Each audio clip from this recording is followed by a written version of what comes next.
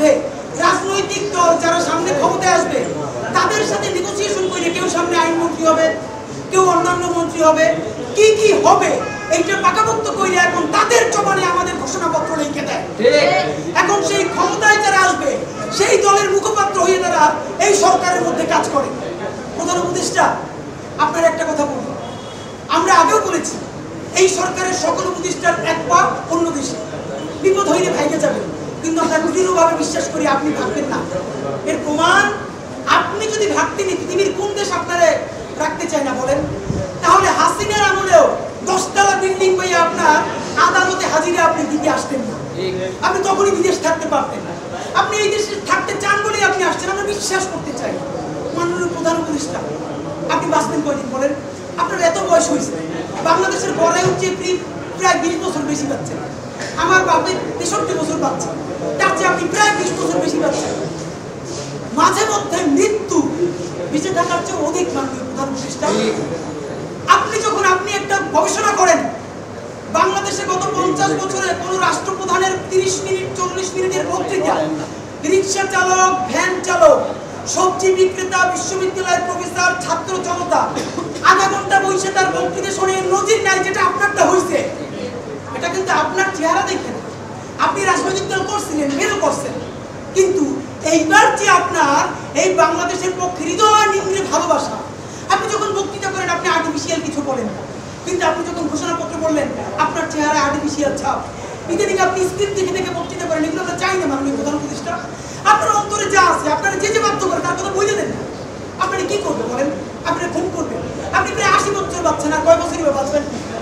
আপনি কি খাবেন, কি বাঁচবেন? আপনি বরং যদি আপনার আর্মি মেরে ফেলে, আপনারা যদি ভারতীয় আধিপত্যবাদ গুলি করে, আপনাকে যদি হত্যা করা হয়, কিন্তু সেই রক্তের বিনিময়ে যদি আপনি শহীদদের রক্তের বিনিময়ে নতুন বাংলাদেশ গড়ে যেতে পারেন, আগামী 1000 বছর বাংলাদেশের মানুষ নামাজে প্রার্থনায় আপনার জন্য শুধু দোয়া করবে। বুড়ো মানুষটা থেকে শুরু করে শিশু আপনার বক্তৃতা শুনে মাননীয় উপদেষ্টা কতক্ষণ জানেন? যতক্ষণ আপনি জুলাইয়ের জমানে কথা বলেন। কিন্তু যেই রাজনৈতিক দলের কাছে কোনো ধরনের সংস্কার ছাড়া আপনি নির্বাচনের কথা বলতেছেন, আপনি কি কি করছেন আপনারা একটু কইলে শুনেন। আপনার ঘোষণাপত্র থেকে অল্প কয়েক টাকা মার্ক করে নিয়ে আসছে মাননীয় প্রধান উপদেষ্টা। আপনি বলছেন যে সামনের নির্বাচনে, এবারের নির্বাচন যেন আনন্দ উৎসবের দিক থেকে, শান্তি শৃঙ্খলার দিক থেকে, ভোটার উপস্থিতির দিক থেকে, সৌহার্দ্য আন্তরিকতার দিক থেকে দেশের ইতিহাসে স্মরণীয় হয়ে থাকে, এই সকল আয়োজন করা হবে। মাননীয় প্রধান উপদেষ্টা, 6 মাস বাকি আছে। এই 6 মাসের মধ্যে আপনি এই উদযাপন কেমনে করবেন? নির্বাচন শুরু হইতে পারে না, এর মধ্যে মানুষকে হত্যা করতেছে রাজনৈতিক দল একটা আরেকটারে।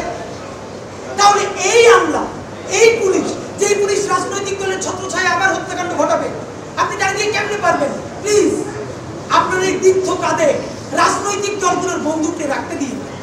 আপনি না পারলে টুইট করে ওরা নিজেরা বুঝে খান, কিন্তু রাজনৈতিক দলের একমাত্র মুখপাত্র হইয়া বাংলাদেশের মুখপাত্র থেকে আপনি বিদায় নিয়ে আপনি নির্বাচনের কথা বলছেন, আমরা খুশি হয়েছি, কিন্তু ইতিহাসের স্মরণীয় নির্বাচন করার রোডম্যাপ কোথায়? বাংলাদেশের রাজনৈতিক দলগুলো আপনার সাথে মিটিং করে সামনে এসে বলে আমরা নির্বাচনের রোডম্যাপ দেখি নাই, আমরা হতাশ। ভিতরে কথা বলার চেষ্টা করলাম, আফসোস রাজনৈতিক দলগুলো এত বদমাশ কেমনি হয় ভাই? ভিতরে তারা একটা বারো ভালো করে কোনো রাজনৈতিক তারা নির্বাচনের ম্যাপ দেয় না। প্রধান উপদেষ্টারে তারা গিয়ে বলে বড় দলগুলা, ওই পেট্রো বাংলার চেয়ারম্যানটা কিন্তু আমাদের লাগবে, অমুক বিশ্ববিদ্যালয়ের ভিসি কিন্তু আমাদের লাগবে, স্বরাষ্ট্র আর জনপ্রশাসন মন্ত্রণালয়ের সচিবটা কিন্তু আমাদের লাগবে। বাইরে এসে বলে আমরা নির্বাচন না দেখে হতাশ। একই বিচারিতা। আপনার প্রতি অনুরোধ, এই যে আপনার বাইরে এসে বলে যে আপনি নির্বাচন দেন না, আপনি কেন প্রেস মিট করে বলেন না বিএনপি আমার পেট্রো বাংলা চাই, জামাত আমার স্বরাষ্ট্রমন্ত্রী চাই, এনসিপি আমার কাছে জনপ্রশাসন চাই, বলে দেন। ধরেন আপনি বইলে দিচ্ছেন, করবে কি? মারবে। আপনি এমনিও একদিন বই দেবেন, মাঝিপুর বাঁচবে। আপনি বইলে দেন না, ওদের ডেন্টে বইলে দেন।